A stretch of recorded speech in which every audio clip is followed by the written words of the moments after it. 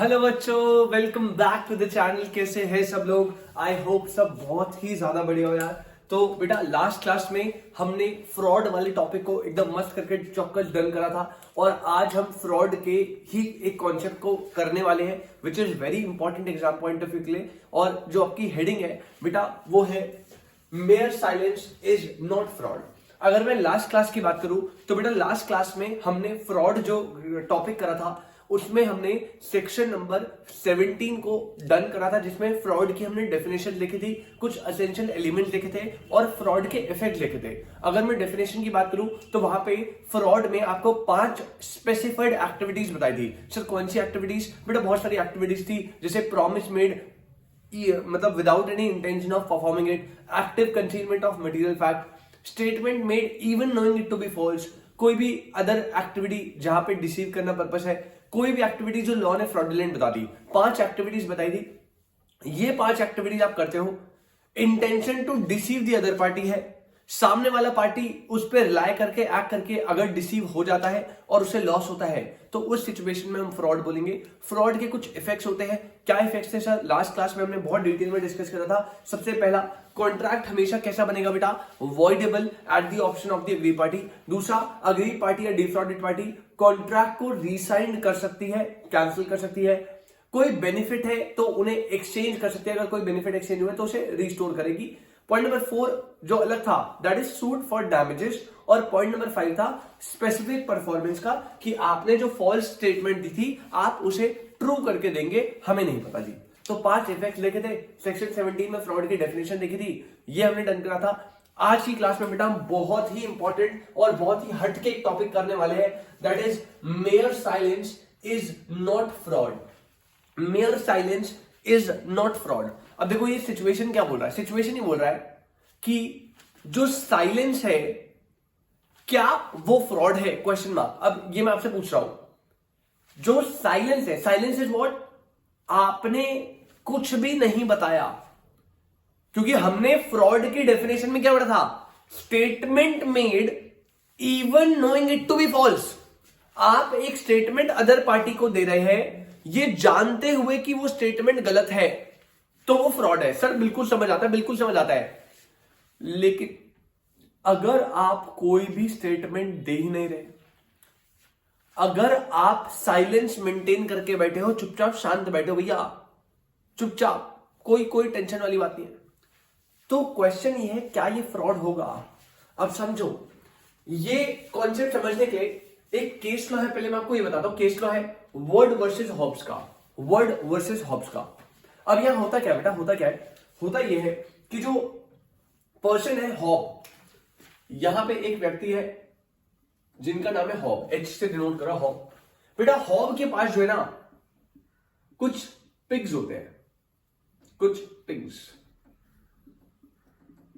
ठीक है। अब ये जो हॉब्स के पास पिग है, ये पिग्स हॉब सेल करता है किसको बेटा?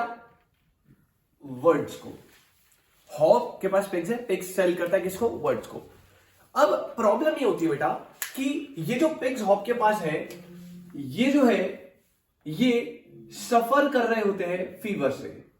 इन्हें जो है बहुत ज्यादा फीवर होता है और पिग्स की जो फिजिकल मतलब हेल्थ है वो अच्छी नहीं होती, फीवर होता है काफी ज्यादा। और ये जो है हॉब सेल कर देता है इन पिग्स को वर्ड को, और वो फीवर वाले जो फैक्ट है इसको लेके बिल्कुल साइलेंस मेंटेन करता है। मतलब वो किसी तरीके से कोई भी डिफॉल्ट को डिस्क्लोज नहीं करता। हॉब्स कहता भैया ये लो आपके पिग्स, देख लीजिए आपके सामने है, ले लीजिए पिग्स और ये दीजिए, मेरे पैसे दे दीजिए। उसने सेल के टाइम पे कोई भी फैक्ट डिस्क्लोज नहीं करा। किसने? सेलर ने। सेलर कौन है? हॉब। कि मेरे पिक्स जो है उनमें डिफेक्ट है, उनकी तबियत खराब है, उनको फीवर है, कुछ ऐसा फैक्ट डिस्क्लोज नहीं करा और बिना कोई डिस्क्लोजर दिए बिल्कुल एकदम साइलेंट, कुछ झूठ नहीं बोला, गलत स्टेटमेंट नहीं दी, सच नहीं बताया, बस चुप रहा, साइलेंस मेंटेन करते हुए उन्होंने वर्ड्स को वो सेल कर दिया और उनसे पैसे ले लिए। और वर्ड जो है भाई अपने घर पहुंचा पिक्स को लेके, और पिक्स को 1-2 दिन जब उसने रखा अपने पास तो उसे बाद में पता चलता भैया खाना नहीं खा रहे, ये नहीं कर रहे, वो नहीं कर रहे। तो उन्हें बाद में ये कंक्लूजन निकला कि जो उन्होंने पिक्स खरीदे हैं, परचेज करे हैं, वो फीवर है उनको और वो सही नहीं है, उनमें डिफॉल्ट है। अब जो हमारे वर्ड भाई है उनको आ गया बेटा गुस्सा और वो चले गए कोर्ट में, और कोर्ट में केस फाइल कर दिया कि भैया मेरे साथ हो गया फ्रॉड, और मेरे साथ फ्रॉड जो करा है वो करा है हॉब ने। अब आप समझो टेक्निकल, वर्ड कह रहा है मेरे साथ फ्रॉड हो गया और वो फ्रॉड करा है हॉब ने। अब हॉब को जब कोर्ट में लाया गया तो हॉब ने बोला सरकार मालिक, अरे मैंने क्या बात का फ्रॉड करा?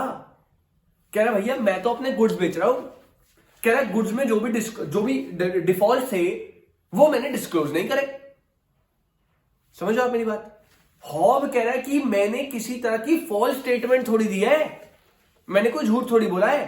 भाई पिग्स आपके सामने मैं बेच रहा हूं, मैंने अपने गुड्स के डिफॉल्ट को डिस्क्लोज नहीं करा, मैंने बस साइलेंस मेंटेन करा, तो मैंने कोई फ्रॉड थोड़ी करा। लेकिन वर्ड करे तो फ्रॉड है, क्योंकि आपने मुझ गुड्स का जो डिफॉल्ट है वो डिस्क्लोज नहीं करा, तो मैं तो उसे फ्रॉड मानूंगा। तो दोनों के बीच में भाई साहब गुथमारी हो गई, भाई साहब भसड़ बज गई और रैप्टे वैप्टे लग रहे भाई दोनों के। एकदम से कोर्ट ने बोला ऑर्डर शांत हो जाओ, और कोर्ट ने अपना एक जजमेंट दिया। बड़े ध्यान से समझना, कोर्ट ने अपना एक जजमेंट दिया और वो जजमेंट ये था कि mayor silence is not fraud. जो साइलेंस है वो फ्रॉड नहीं होता, साइलेंस फ्रॉड नहीं होता, साइलेंस फ्रॉड नहीं होता। तो बेटा अगर आपसे कोई कॉन्सेप्ट पूछे क्या साइलेंस फ्रॉड है, answer is no, silence is not fraud. Sir ऐसा कैसे? सर वर्ड के साथ तो फ्रॉड हो गया सर उसको तो गंदे वाले गुड्स मिल गए। अरे बेटा तो क्या? कोर्ट कह रहा है भैया सुनो, साइलेंस कभी भी फ्रॉड नहीं होगा। क्यों नहीं होगा? क्योंकि बेटा यहां पे एक कॉन्सेप्ट, एक रूल लगता है लॉ का, जिसे हम बोलते हैं doctrine of caveat emptor. Doctrine of caveat emptor, ये डॉक्ट्रिन आपने सेल ऑफ गुड्स एक्ट में ऑलरेडी बहुत डेप्थ में पढ़ी है। और इंडिविजुअली अगर ये डॉक्ट्रिन की बात करूं बेटा, मोस्ट इंपॉर्टेंट क्वेश्चन है सेल ऑफ गुड्स एक्ट के लिए। सेल ऑफ गुड्स एक्ट में डॉक्ट्रिन ऑफ कैविएट एम्प्टर भी है और उसके 7 एक्सेप्शंस भी है, ठीक है। तो वो सेल ऑफ गुड्स एक्ट की जो प्लेलिस्ट बनी हुई है आपके सामने चैनल पे दिखेगी, उसमें बहुत इंपॉर्टेंट कॉन्सेप्ट है कैविएट एम्प्टर, तो उसको बड़े अच्छे से आपको देखना है। बट यहां पे इसका रिलेवेंस दिया हुआ है, क्यों?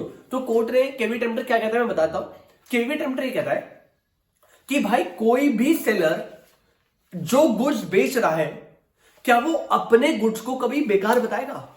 यार मान लीजिए अगर मैं फ्रूट में एप्पल बेच रहा हूं तो मैं रोड पे बोलूंगा क्या, अरे बहुत ही बेकार एप्पल है भैया, सड़े हुए एप्पल, बिल्कुल घटिया एप्पल, 100 रुपए किलो, ले जाओ लुट गया माल, एकदम घटिया एप्पल, खाते भाई साहब मुंह का स्वाद खराब। क्या ऐसे एडवर्टाइजमेंट करूंगा मैं? एज अ सेलर मैं अपने गुड्स को बेचने के लिए क्या बोलूंगा, अरे भैया बहुत मीठा है, कश्मीर का ये है वो है, भाई वही लंबी चौड़ी छोड़ दूंगा। तो एज अ सेलर मैं अपने गुड्स का कभी जो डिफॉल्ट है उनको डिस्क्लोज नहीं करूंगा। इट इज दी, ये जो है ये पूरा सिनेरियो यहां पे ये बायर की रिस्पॉन्सिबिलिटी है कि जब भी वो गुड्स को परचेज कर रहा है तो उनकी क्वालिटी, उनकी सूटेबिलिटी, हर एक चीज को चेक करें। अगर आपकी मम्मी को मीठा एप्पल चाहिए तो आपकी मम्मी की रिस्पॉन्सिबिलिटी है कि जब वो रेडी से एप्पल ले रही है तो भैया क्वालिटी सूटेबिलिटी चेक करें ना। अरे आप समझ रहे हो क्या? अरे आप समझ, ऑल्दो इसके कुछ एक्सेप्शन होते हैं कुछ एक्सेप्शन मानो, बट जनरल प्रिंसिपल क्या है कैविएट एम्प्टर का, कि ये सिर्फ और सिर्फ बायर की रिस्पॉन्सिबिलिटी है कि गुड्स की क्वालिटी एंड सूटेबिलिटी को चेक करना। सेलर इस मामले में बिल्कुल भी रिस्पॉन्सिबल नहीं है भैया। सेलर अपने गुड्स को बेच रहा है और वो बिना डिफॉल्ट को डिस्क्लोज करे गुड्स को बेचेगा। आपको जब सेल का प्रोसीजर हो रहा है आप चेक करो ना भैया। जब वर्ड आपको ये पिक्स आए थे आपके पास तो आपको इनकी क्या क्वालिटी और सूटेबिलिटी को चेक करना था कि क्या ये हेल्दी है, क्या ये सही है, इनके प्रॉपर हेल्थ सर्टिफिकेट देखने थे, टेस्टिंग करवानी थी, जो भी प्रोसीजर होता है, आई मीन, ठीक है ना। तो यहां पे एज अ बायर ये आपकी रिस्पॉन्सिबिलिटी है कि आप गुड्स की जो क्वालिटी है उन क्वालिटी को चेक करें। बट यहां पे आपकी तरफ से हम प्रॉब्लम मानेंगे तो यहां पे भले ही हॉब्स ने साइलेंस मेंटेन करा है फीवर के मामले में, लेकिन वो फ्रॉड नहीं है। एक्सक्यूज मी, वो फ्रॉड नहीं है। Silence is not fraud. मेरे हिसाब से मैं क्लियर हूं बेटा।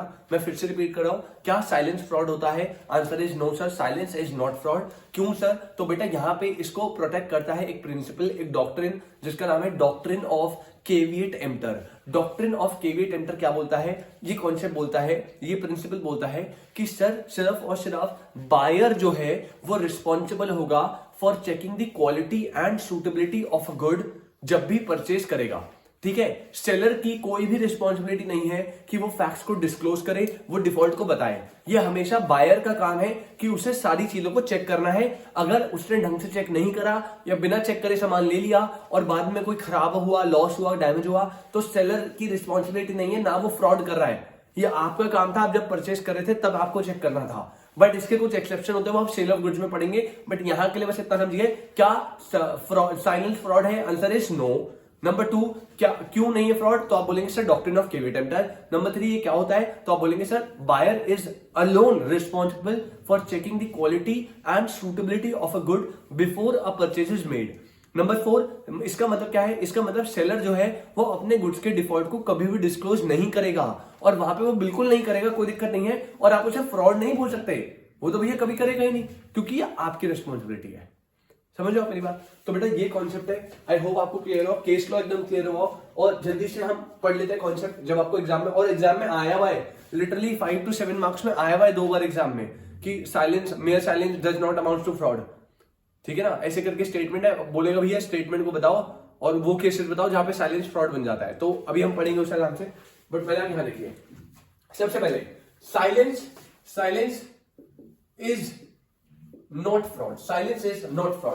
Correct? A party to the contract is under no obligation, obligation मतलब duty. A party to the contract is under no obligation to disclose the whole truth to the other party.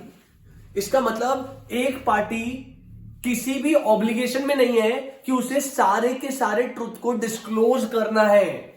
भैया जो भी default है वो buyer खुद check कर लेगा, ऐसी कोई ड्यूटी नहीं है कि आपको सारे के सारे डिफॉल्ट खुद डिस्क्लोज करने हैं। सेलर तो भैया डिफॉल्ट को छुपाएगा, अगर उसके स्टेम में दाग है वहां पे वो चिट लगाएगा।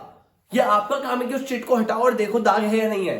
क्या आप समझ रहे मेरी बात? तो ये चीज बोल रहा है, कह रहा है a party to the contract is under no obligation to disclose the whole truth to the other party.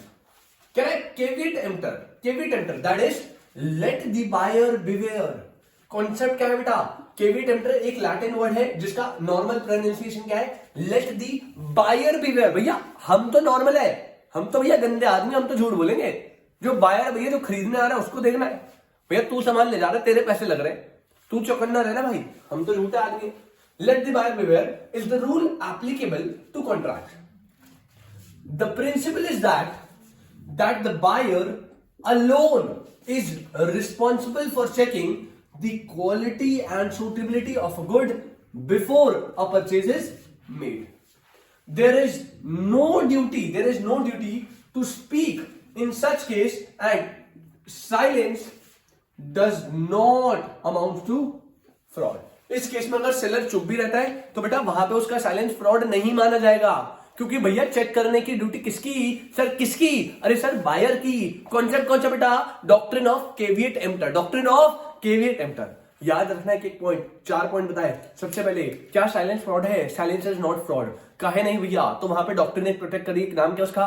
Caveat emptor. Caveat emptor क्या बोलती है भैया? ये बोलती है कि बायर, सिर्फ और सिर्फ बायर अलोन रिस्पॉन्सिबल है for checking the quality and suitability of a good before a purchase is made. और पॉइंट नंबर 4, इसका मतलब सेलर जो है वो किसी भी ऑब्लिगेशन में नहीं है कि उसे सारे ट्रूथ को डिस्क्लोज करना है, सारे डिफॉल्ट को डिस्क्लोज करना है, उसकी कोई दिक्कत नहीं है, और वहां पे वो साइलेंस भी मेंटेन करेगा, तो फ्रॉड नहीं कर रहा, कोई दिक्कत। ये हो गया। उसके बाद बेटा आप यहां आएंगे, कह रहा है there is no duty to disclose the facts which are within the knowledge of both the parties. भले सेलर को पता है डिफॉल्ट्स का, बट उसको कोई ऐसा ऑब्लिगेशन नहीं कि उसे डिस्क्लोज करना है। ये बायर की चिंता भैया खुद पता लगा सकता है, हम तो भैया झूठ बोलेंगे दबा के, ठीक है। और इस उसमें अगर आप बेटा ये केस लॉ लिखकर आ गए तो भैया सोने पे सुहागा, मतलब मजा ही आ जाएगा। अगर आप वर्ड्स वर्सेस हॉब्स की केस स्टडी जो है वहां पे मेंशन करके आ गए साइलेंस इज नॉट फ्रॉड में, ठीक है, तो ये बहुत अच्छा हो जाएगा अगर आप केस स्टडी को लिख दो। मेरे हिसाब से यहां तक कोई दिक्कत नहीं है। मेरे को जल्दी से बताओ बेटा, क्या यहां तक किसी को कोई दिक्कत? क्या यहां तक किसी को कोई दिक्कत? नहीं सर, नहीं सर, नहीं सर, बिल्कुल नहीं सर, यहां तक कोई दिक्कत नहीं है सर। हमें समझ आ गया कि साइलेंस जो है वो फ्रॉड नहीं होता।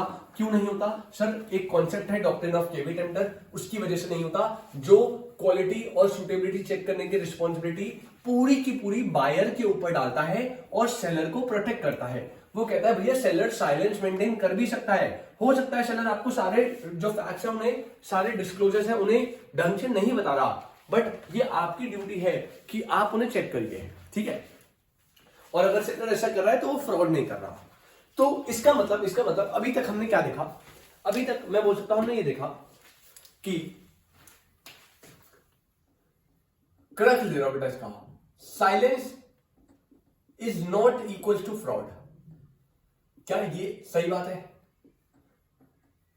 बेटा? क्या ये सही बात है? Answer is yes sir, 100%। अभी आपने बताया silence is not equal to fraud. बेटा ऐसा क्यों है? तो आपने बोला सर यहां पे एक रूल अप्लाई होता है, दैट इज डॉक्ट्रिन ऑफ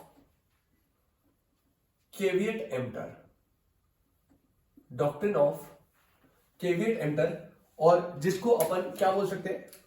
जिसको अपन बोल सकते हैं that is let the buyer beware, let the buyer beware. ठीक है, यहां तक कोई दिक्कत नहीं सर बेटा, लेकिन समझना मेरी बात समझना। अब ऐसे तो सर बड़ा पंगा हो जाएगा सर क्या पंगा हो जाएगा सर? ऐसे ना, मान लीजिए एक पर्सन है, अब उसने जो है एक शादी करी, शादी करने के 1 साल बाद उनका डिवोर्स हो गया और अगले महीने उन्होंने एक दूसरी शादी करी। जब दूसरी शादी करी भैया ने, तो सेकंड वाली वाइफ जो है उनके सामने उन्होंने साइलेंस मेंटेन कर दिया। क्या मेंटेन कर दिया? साइलेंस मेंटेन कर दिया रिगार्डिंग हिज फर्स्ट मैरिज।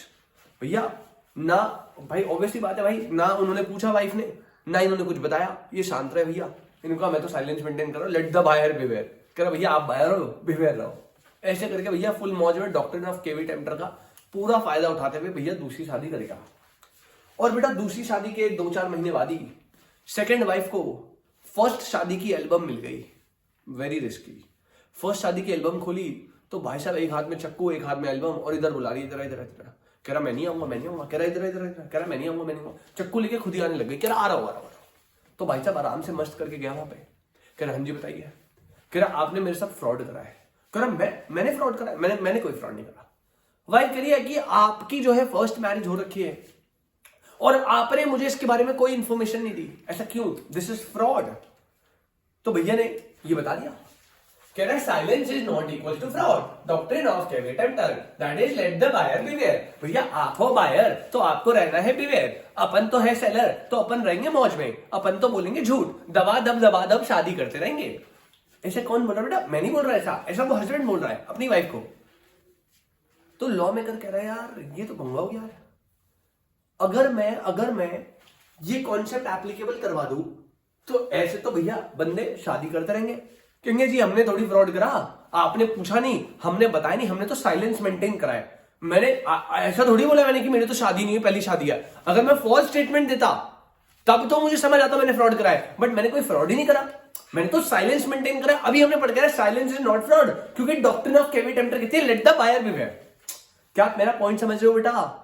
ऐसे सिचुएशन में अगर मैं ये कंक्लूजन दे दूं तो silence is not fraud, okay, जो हस्बैंड है वो उसने कोई गलती नहीं करी, बट टेक्निकली आप एथिकली आप खुद सोचो क्या उसने सही करा या गलत करा? सर उसने गलत करा सर उसने 110% गलत करा सर। हमारा दिल नहीं मान रहा सर, गलती है सर। लॉ भले कुछ बोले, हम कह रहे गलती है। तो बेटा लॉ ने आपकी भावनाओं को समझा और लॉ ने बोला साइलेंस इज नॉट फ्रॉड। ठीक है, बिल्कुल माना नहीं है fraud, let the buyer beware. लेकिन इस कॉन्सेप्ट ने बोला कि हम आपको कुछ एक्सेप्शंस दे रहे हैं। क्या दे रहे हैं? कुछ एक्सेप्शंस। सर एक्सेप्शन बोले तो बेटा, एक्सेप्शन बोले तो जहां पे जनरल रूल अप्लाई नहीं होता। एक्सेप्शन बोले तो जहां पे जनरल रूल अप्लाई नहीं होता। इसका मतलब यहां पे आपको दो एक्सेप्शन दिए हैं, ठीक है। कितने एक्सेप्शन दिए बेटा? दो एक्सेप्शन दिए हैं। और दो एक्सेप्शन का मतलब है कि इन दो केसेस में अगर आप गलती से साइलेंस मेंटेन कर जाते हो तो फिर वो क्या बनेगा? तब वो फ्रॉड बनेगा। फिर से रिपीट करो बेटा, क्या साइलेंस फ्रॉड होता है? तो जनरल रूल साइलेंस फ्रॉड नहीं होता। क्यों नहीं होता? Doctrine of caveat emptor, let the buyer beware, पूरा एक्सप्लेन कर देना। सेलर जो है वो कोई भी डिफॉल्ट को डिस्क्लोज नहीं करेगा 100% तरीके से, ना ही उसकी कोई ऑब्लिगेशन है। ये बायर का काम है कि वो चेक करे। लेकिन दो केसेस में डॉक्ट्रिन ऑफ केवी टेम्पटर का जो प्रिंसिपल है ये वाला, यानी इसका मतलब silence is not equal to fraud वाला, ये जो प्रिंसिपल है दो केसेस में अप्लाई नहीं होता। मतलब अगर मैं एक्सेप्शंस की बात करूं तो बेटा there are two cases, two exceptions जहां पे silence is equal to fraud. क्या ऐसा बोलूं मैं? क्या मैं ऐसा बोलूं? अरे सर 100% ऐसा बोलो ना। जनरल रूल में बोलता साइलेंस इज नॉट फ्रॉड, लेकिन एक्सेप्शंस में क्या होगा? सर एक्सेप्शंस तो एक्सेप्शंस होते हैं। एक्सेप्शंस का मतलब है साइलेंस इज फ्रॉड। सर हमें बताओ ना, सर ये दो एक्सेप्शंस कौन से हैं? तो बेटा दो एक्सेप्शंस को अपन लोग मस्त करके डिवाइड करेंगे चौकस एकदम, और साइलेंस फ्रॉड हो जाता है दो केसेस में। आप याद रखेंगे बड़े अच्छे से, बहुत अच्छे तरीके से याद रखना बेटा। दो केसेस में हो जाता है, केस नंबर 1 और केस नंबर 2। साइलेंस फ्रॉड होगा अगर it is the duty of the person,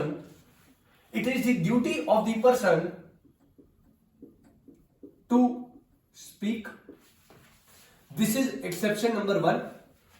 और एक्सेप्शन नंबर 2 बोलता है कि साइलेंस फ्रॉड हो जाएगा अगर silence is itself comma equivalent to speech. Excuse me, क्या बोला रे? क्या बोला? जल्दी बोलो सर, जल्दी बोलो। सर दो एक्सेप्शंस बता रहा हूं, दो एक्सेप्शंस। इन दो केसेस में अगर आप साइलेंस मेंटेन करके बैठ गए तो वो क्या होगा बेटा? वो फ्रॉड होगा। दो केसेस में आप साइलेंस मेंटेन करके बैठ गए तो वो क्या होगा? फ्रॉड। अदरवाइज साइलेंस फ्रॉड नहीं होता, लेकिन दो केस में साइलेंस फ्रॉड होता है। सर कौन से दो केसेस? केस नंबर 1 क्या है? पहला एक्सेप्शन कि भैया साइलेंस फ्रॉड होगा अगर it is the duty of the person to speak. मतलब अगर आप ऐसी सिचुएशन पे हो जहां पे बोलना आपकी ड्यूटी है और it is the duty of the person to speak वाली सिचुएशन है, और अगर उस केस में आपने साइलेंस मेंटेन कर लिया तो बेटा वहां पे वो फ्रॉड हो जाएगा। और एक्सेप्शन नंबर 2 बोल रहा है कि अगर silent is itself equivalent to speech, अगर साइलेंस इक्विवेलेंट टू स्पीच है उस केस में भी साइलेंस मेंटेन करना फ्रॉड बन जाएगा। अदरवाइज फ्रॉड नहीं हुआ। साइलेंस अदरवाइज फ्रॉड नहीं होगा। दो केसेस बता रहा हूं। It is the duty of the person to speak and silence equivalent to speech. It is the duty of the person to speak and silent itself equivalent to speech. इन दो cases में exception cases है तो silence is equal to fraud, otherwise silence is not equal to fraud. Sir काहे बेटा? Doctrine of caveat emptor. अरे समझ लो क्या बेटा? समझ लो ना, अपनी बात समझ लो ना। सर हमें सब समझ आया, सर सब समझ आ गया। सर हमें ये पूरा समझ आ गया, ऊपर से ये वाला भी एक्सेप्शन भी समझ आ गया, दोनों पॉइंट समझ आ गया है। लेकिन सर इन दोनों पॉइंट का मतलब तो बता दो। Sir duty of the person to speak क्या होता है? ये silence is itself equivalent to speech क्या होता है ये? तो बेटा समझना, सबसे पहले बता रहा हूं duty of person to speak. बेटा duty of person to speak में ना कुछ पर्टिकुलर केसेस लॉ ने खुद से बता दिया। कुछ केसेस बताए भाई, इन केसेस में ना सामने वाले पर्सन की ऑब्लिगेशन है कि उसे सारे मटेरियल फैक्ट को डिस्क्लोज करना ही करना है। सर ऐसा क्यों? बेटा लॉ बता रहा है, लॉ कह रहा है ये जो जितने भी यहां केसेस लिखूंगा ना मैं, ये एक्सप्रेसली लॉ बता रहा है कि यहां पे ना गुड फेथ रिक्वायर्ड होता है इन तरह की कॉन्ट्रैक्ट में। जितने भी कॉन्ट्रैक्ट में यहां के लिखूंगा इन कॉन्ट्रैक्ट्स में गुड फेथ चाहिए, मतलब आपको अच्छा, मतलब गुड फेथ होना चाहिए दोनों पार्टीज का। तो यहां पे आप कभी ये नहीं बोल सकते कि मैंने साइलेंस मेंटेन करा है, मैं फ्रॉड नहीं कर रहा। अगर इन कॉन्ट्रैक्ट्स में, क्योंकि इन कॉन्ट्रैक्ट्स में पर्सन की ड्यूटी है टू स्पीक, उसे सारे मटेरियल फैक्ट्स को, सारी मटेरियल इंफॉर्मेशन को डिस्क्लोज करना ही करना है, उसकी ड्यूटी है। तो इन कॉन्ट्रैक्ट में वो साइलेंस मेंटेन करेगा, तो वो फ्रॉड कर रहा है। सर कौन से वो कॉन्ट्रैक्ट है? तो बेटा कुछ स्पेसिफिक कॉन्ट्रैक्ट है, जैसे contract of insurance, contract of insurance, बेटा contract of marriage, contract of marriage. इसके अलावा बेटा मैं बोल सकता हूं contract of family settlement, contract of family settlement. इसके अलावा फिड्यूशरी रिलेशनशिप, आपको याद है फिड्यूशरी रिलेशनशिप? हमने पढ़ा था अनड्यू इन्फ्लुएंस में, ऐसा रिलेशनशिप जहां पे ट्रस्ट एंड कॉन्फिडेंस लगता है, याद है आपको? इन तरीके के कॉन्ट्रैक्ट्स में हमने लॉ ने डीम्ड माना है कि ये गुड फेथ वाले कॉन्ट्रैक्ट है, और यहां पे आपको सारे मटेरियल फैक्ट्स को डिस्क्लोज करना ही करना है, क्योंकि आपकी ड्यूटी है। और अगर marriage contract, insurance contract, family settlement, fiduciary relationship वाले कॉन्ट्रैक्ट, इन कॉन्ट्रैक्ट्स में अगर आप साइलेंस मेंटेन करके बैठ रहे हो मटेरियल फैक्ट को लेके, और आप कह रहे हो जी मैंने तो साइलेंस माना, साइलेंस फ्रॉड होता नहीं है, बेटा वहां पे साइलेंस फ्रॉड होगा, क्योंकि यहां पे आपकी ड्यूटी है टू स्पीक, और इस केस में साइलेंस इज फ्रॉड। तो आप समझ रहे हो मेरी बात? तो जनरल प्रिंसिपल ने क्या बोला? जनरल प्रिंसिपल बोल रहा है silence is not fraud. Concept क्या है? लेट द बायर बिवेयर, मतलब डॉक्ट्रिन ऑफ कीवी टेम्पटर। इस पूरे कॉन्सेप्ट की वजह से साइलेंस फ्रॉड नहीं होता, लेकिन दो केसेस में देयर आर एक्सेप्शन जहां पे साइलेंस फ्रॉड हो जाएगा। Case number 1, when it is the duty of the person to speak. Sir कैसे होगा? तो बेटा कुछ एक्सप्रेस लॉ ने केस बताया, और भी बताया, जैसे प्रोस्पेक्टस अलॉटमेंट होती है, उन केसेस में भी होता है, बट आप 3-4 याद रखना कोई भी। Contract of marriage, contract of insurance, fiduciary relationship, family settlement वगैरह, ये हो गया। इसके अलावा अगर मैं बात करूं साइलेंस इक्वलेंट टू स्पीच, अब ये क्या होता है sir? Silence equivalent to speech, ये क्या होता है सर? समझना बेटा, इसमें आप कुछ ऐसा सर्कमस्टांस क्रिएट हो जाता है कि वहां पे आप चुप नहीं रह सकते, ऐसा सर्कमस्टांस ऐसा क्रिएट हो जाता है। सर कैसे? मतलब बेटा इसमें ना आपकी बुक में बहुत अच्छा एग्जांपल है, केस स्टडी है, उसमें होता क्या है, एक नेफ्यू होता है। अब जो नेफ्यू है ना, नेफ्यू के पास एक मस्त करके हॉर्स होता है, एक लड़का है नेफ्यू, उसके पास मस्त करके एक हॉर्स होता है, ठीक है? उसके अंकल आते हैं और उसके अंकल बोलते हैं कि भैया आप जो है मेरे को जो है ये हॉर्स जो है बेच दीजिएगा। अब समझना, आप जो है मेरे को हॉर्स बेच दीजिएगा, ये वाला। अब अंकल ने हॉर्स खरीदने की बात बोली 10,000 पाउंड में, लेट्स अज्यूम, और नेफ्यू साइलेंस मेंटेन करके बैठा है। नेफ्यू जो है वो बिल्कुल साइलेंस मेंटेन करके बैठा, भैया कुछ नहीं बोला उसने। हॉर्स जो है, हॉर्स पे एक कोई भी डिफॉल्ट है, लेट्स अज्यूम उसे भी फीवर है, या पिग्स वाला एग्जांपल भी ले सकते हैं, हॉर्स वाला ले लो, तुम्हारी बुक में हॉर्स वाला है, तो उसे लेट्स अज्यूम फीवर है उसे भी। तो हमारा एक कॉन्ट्रैक्ट बन रहा है, मैं नेफ्यू अंकल को हॉर्स सेल कर रहा है, और उस जो हॉर्स है उस हॉर्स में एक डिफॉल्ट है, लेट्स अज्यूम वो जो डिफॉल्ट है वो उसको फीवर है। अब मैं साइलेंस मेंटेन करके बैठा हूं भैया, अभी तक देखो क्या हॉर्स को सेल करना कॉन्ट्रैक्ट ऑफ इंश्योरेंस है, मैरिज है, फैमिली सेटलमेंट, फिड्यूशरी रिलेशनशिप, कुछ भी नहीं ऐसा। तो क्या मैं फर्स्ट केस में फॉल करूंगा duty of the person to speak? नहीं, तब तो मतलब साइलेंस फ्रॉड नहीं होना चाहिए। बिल्कुल सही चल रहा था, बिल्कुल मस्त एकदम। मैं नेफ्यू अंकल को हॉर्स सेल कर रहा हूं, हॉर्स को फीवर है, मैंने इस फैक्ट को डिस्क्लोज करा है, क्योंकि मुझे पता है let the buyer beware, uncle खुद चेक करेंगे, पकड़ लिया तो ठीक है, अदरवाइज मैं तो कुछ नहीं बताऊंगा, मैं चुप हूं एकदम। अभी तक वो फ्रॉड नहीं है। लेकिन अंकल ने एक स्टेटमेंट दे दी, अंकल ने ऐसे बोला कि अगर आप चुप रहे तो मैं अज्यूम कर लूंगा कि हॉर्स जो है वो फ्री फ्रॉम डिफेक्ट है। अब आप समझो बेटा, दिमाग खोलो अपना। अंकल ने एक स्टेटमेंट दी कि अगर आप चुप रहे तो मैं अज्यूम कर लूंगा कि हॉर्स फ्री फ्रॉम डिफेक्ट है। अब समझो क्या होगा, क्या अब मैं यहां पे चुप रह सकता हूं? Answer is no. सर ऐसा क्यों सर? अरे बेटा, अंकल ने जो स्टेटमेंट दी ना कि अगर आप चुप रहे मैं अज्यूम कर लूंगा हॉर्स फ्री फ्रॉम डिफेक्ट है, उसके चलते जो मेरा साइलेंस है वो इक्विवेलेंट टू स्पीच हो गया। अगर अब मैंने साइलेंस मेंटेन कर दिया तो इसका मतलब आप समझ लो क्या होगा? इसका मतलब ये होगा कि मैं बोल रहा हूं क्या कि वो फ्री फ्रॉम डिफेक्ट है। तो फिर तो मैंने फॉल्स स्टेटमेंट दे दी ना। अगर मैं चुप रहा, उन्होंने बोला अगर आप चुप रहे तो मैं अज्यूम कर लूंगा हॉर्स फ्री फ्रॉम डिफेक्ट है, और अब मैं चुप रह गया, इसका मतलब मैंने फ्री फ्रॉम डिफेक्ट बोल दिया टेक्निकली इनडायरेक्टली, तो इस केस में वो फ्रॉड बन जाएगा। अब यहां पे आप चुप नहीं रह सकते, तो आपको दो बातें याद रखनी है बड़े आराम से। इसमें कोई ऐसा केस नहीं है, इसमें सर्कमस्टेंसेस को देखना पड़ेगा। आप जब भी इसको एक्सप्लेन करोगे यही वाला एग्जांपल लिख देना, आपकी बुक में है, ठीक है? हॉर्स या पिग या कुछ भी सेल करवा देना और स्टेटमेंट लिख देना कि अगर आप साइलेंस मेंटेन करते हो तो हम अज्यूम करेंगे कि फ्री फ्रॉम डिफेक्ट है गुड्स। तो वहां पे आप साइलेंस मेंटेन करोगे तो वो फ्रॉड बन जाएगा। क्यों? क्योंकि यहां पे silent itself is equal to speech.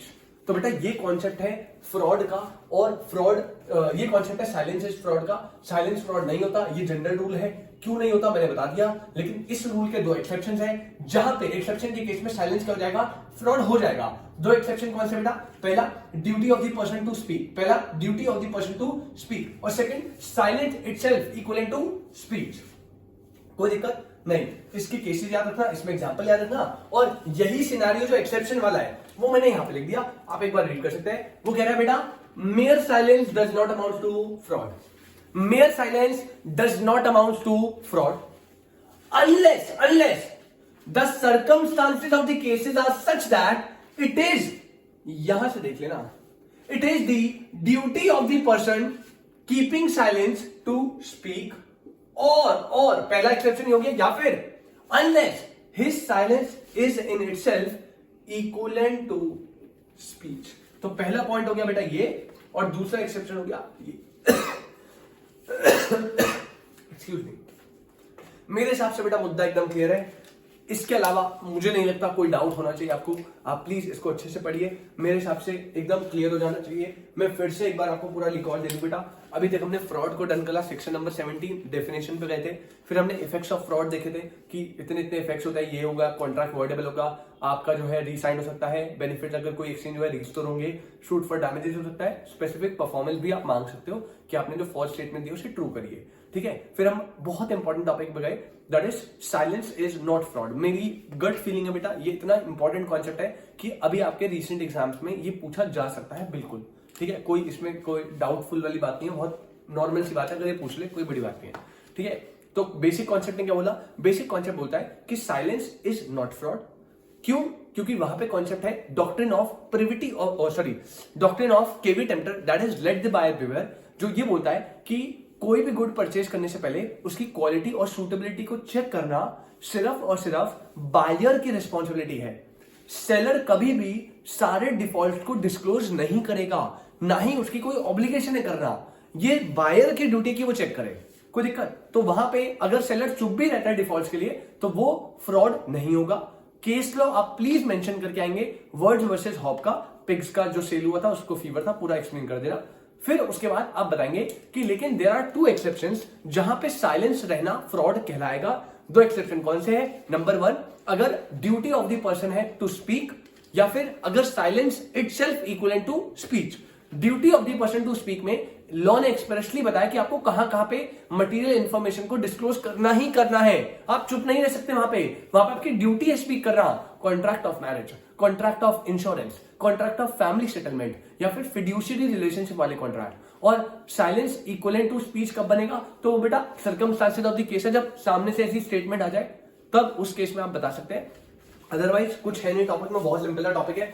5 to 7 marks का एग्जाम में आया हुआ है ऑलरेडी एक दो बार, और आगे भी आ सकता है। तो वेरी इंपॉर्टेंट टॉपिक, अच्छे से इसकी नोटिंग बनाएंगे, प्रॉपर वे में प्रेजेंटेशन साइज, और आंसर कैसे करना है वो तो मैंने लिखवाया था, वो आंसर करने का प्रेजेंटेशन है आपकी। मेरे हिसाब से बेटा एकदम क्लियर है। कोई डाउट है आप कमेंट सेक्शन में बता सकते हैं। तब तक के लिए टाटा बाय बाय, मिलते हैं आपसे नेक्स्ट लेक्चर में।